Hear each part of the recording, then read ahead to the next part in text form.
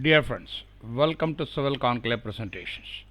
Today we are going to discuss about construction drawings and documents to be available at the project and used in the project. Construction documents. This presentation consists of construction documents, connections between drawings and specifications, construction drawings, construction specifications, site plan and floor plans. Introduction. Construction documents are arranged by the planners or architects and their experts compromises of drawings and particulars. The capacity of these documents is to pass on the plan expectation to the project worker for offering and construction. It is subsequently significant that CDs are clear, brief, right and facilitated. This is one of the image of the elevation. Correlation between drawings and specifications. Drawings characterize the actual connections between materials, items and the framework. They show measurements and areas. Sizes, amounts and setups are on the drawings. See, this is one of the floor plan images which is having all dimensions. Correlation between drawings and specification. Specification express recorded as a hard copy the perquisites with respect to quality. The diagram the items, materials and creations. They clarify materials and item testing perquisites just as a erection and establishment rules. Construction drawings. Drawing convention, a logical system for organizing a drawing and drawing sets. Material designation, drawing symbols, standard abbreviation, formats. Construction drawings. Drawing sequences and numbering system. Title sheet, material sheet, abbreviation, symbols it should be T1. Architecture will have the number of A1. Structural drawings will be S01. Go on. Plumbing drawing is P01. HAVC drawing is M01. Electrical drawing is E01. These numbering systems vary from consultant to consultant. See, these are some of the symbols which we are going to talk about it. See, when you see the symbol is the existing point of elevation plane. When you see this symbol, it is the existing contours. This is the symbol of new contours. Level line. This symbol will revision. This will show a window type. This is a column reference grid. This is the building sections. This is a wall section. This is a detail. This is a room number, equipment number, project north direction, door number. This dash dotted lines will be a center line and double quote line will be property lines and boundary lines, and this will be to break off parts of the drawings. Symbols. Once again we are talking about the symbols. See, this indicates the section numbers, drawing sheet, and which this things will say section C will be available in drawing number A3. Like this, these sections indicate drawings, everything will be on the detailed sheets which will be indicating which drawing number you can find section drawings. It indicates clarity is equal to common sense plus coordination. Incomplete drawings generate lots of whatnot, God only knows. Produce unintended results. Inaccurate drawings generate lot of errors, cost lot of money. Avoid redundant information, omission and unnecessary informations. Construction drawings again. Shop drawings and submittals. Architect drawings show plan, goal as it were, they shouldn't be 100 finished. Project worker accomplished the plan's expectation by making the determination depend upon the drawing. Workers for hire submit shop drawings and other related data to the planner and architect. The architect endorses the submittals for consistency with the purpose as it were. We discuss it in detail. Construction specification. All the required documentation project is found to be in the project manual.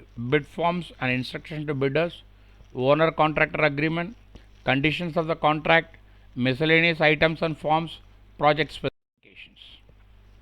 Site plan. Site plans are generally started very early in the process of preparing a set of construction documents. This helps consultant on the job by providing them the information which is necessary for the work in the progress. It also helps the architect by getting some of the drafting work done before the final piece of the project. Site plans generally do not contain a great deal of cross references to other drawings in the document set, but they do contain references to a number of details that need to be prepared in the detail sheet or site plans. General information. Site plans can be among the simplest or the most complex construction drawings to execute. The degree of difficulty will depend upon the extent of work that the architect chooses to do personally. There are three distinct parts of the site plan: architectural site plan, landscape site plan, grading or a contour site plan. One or all these site plans to be done by the architect. Separate sheet may be required and a separate consultant prepare separate drawings. Architectural site plan. The architectural site plan shows highlights of the site that are the design significances instead of highlights that would be significant for finishing or evaluating purposes. Likewise, included would design includes building sway, example transformers, lighting, fire hydrants, etc. Landscape site plan. The landscape scheme site plan shows includes that are significant to arranging the project worker. A posting of all plant materials ought to be incorporated, which shows the plant type, size and the quantity required. Notes covering the destinies of the existing trees and bushes has to be incorporated. On some easier venture, the arrangement might be joined with the building site plan. Every now and then, the drawing will be set up by an external specialist and won't be incorporated as a construction or a development record that is set up by the engineer. Grading and contour site plan. The contour site plan shows the grading aspects of the site. On smaller projects, the plan may be combined with the architectural structural plan, that means superimposed.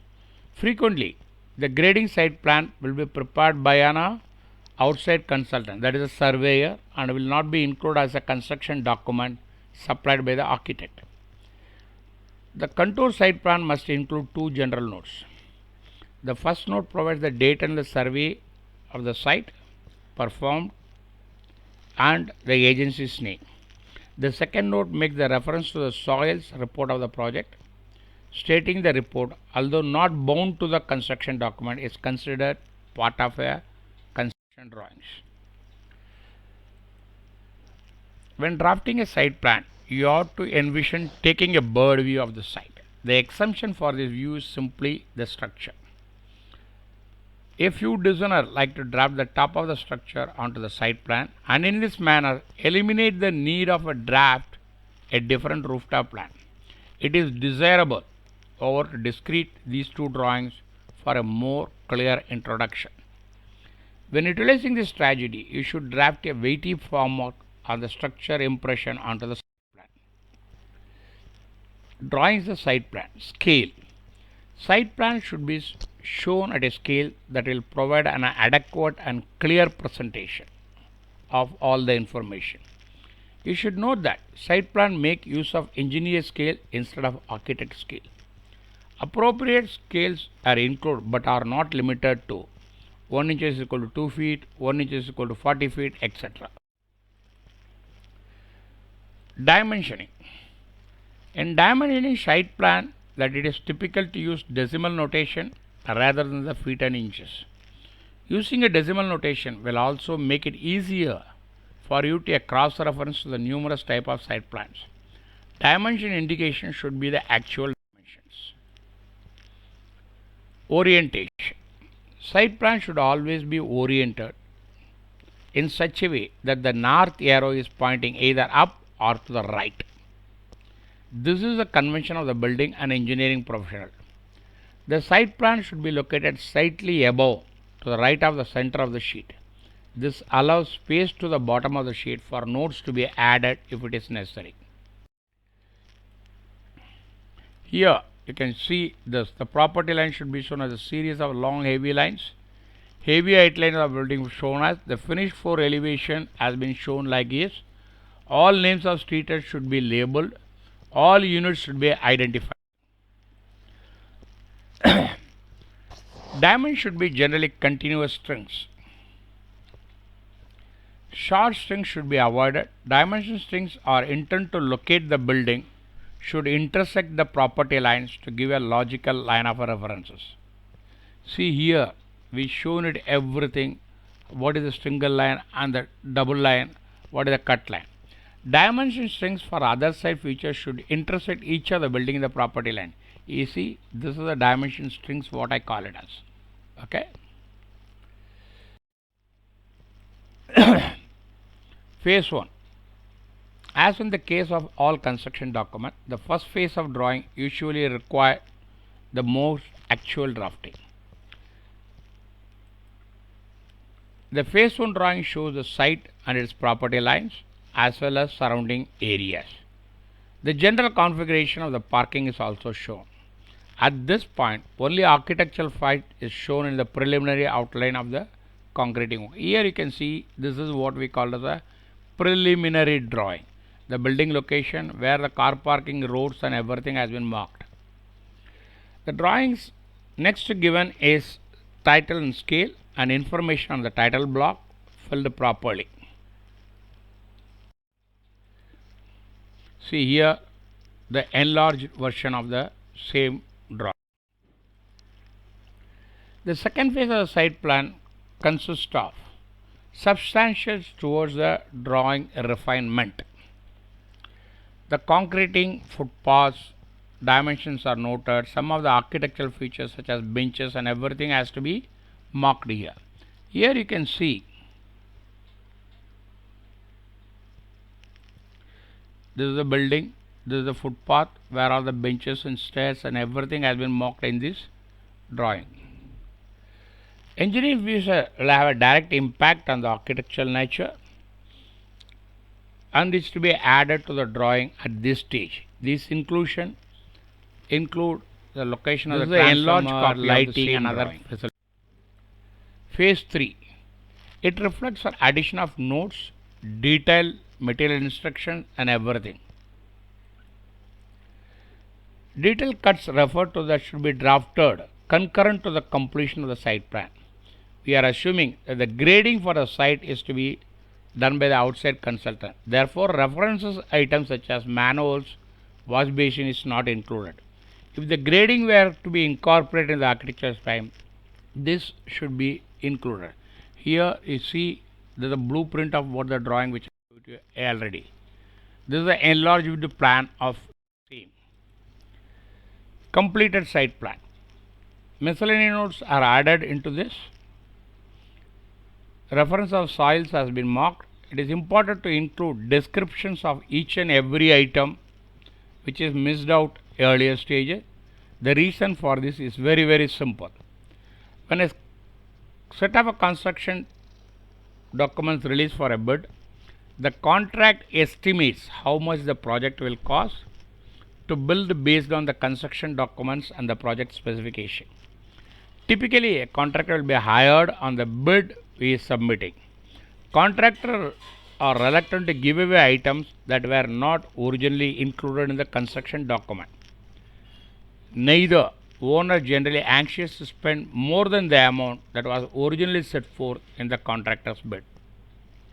By including notes in the detailed item, the architect assures that no additional allowances will be made on the each item.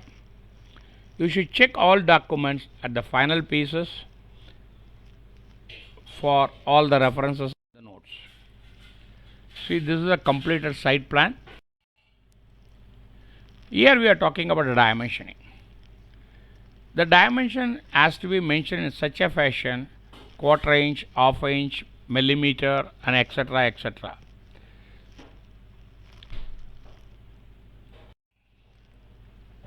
See here, everything has been mentioned. From here, this is a, if you see here, from this point to this point is 12 feet 6 inches, that has been centrally located. All these dimensions have been given on accurately center to center. So it will help an engineer to understand. The same is being explained here, how the wooden frame, what are the door sizes, what all the things has been indicated here. See here, all these frames and other details have been provided. This is a rough sketch of how the block masonries and the plinth fillings has to be constructed, and everything has been provided in the detail. Thank you for watching this presentation. Kindly subscribe, like and share, which will motivate me for a further good presentation. In case of any queries, do not hesitate to write to me. The response shall be at the earliest. Image courtesy Google, article courtesy from various websites. You can contact me on civilconclave@gmail.com or at my Telegram group, Civil Conclave Telegram groups. The link has been provided as below. Thank you for watching this presentation once again. Kindly subscribe, like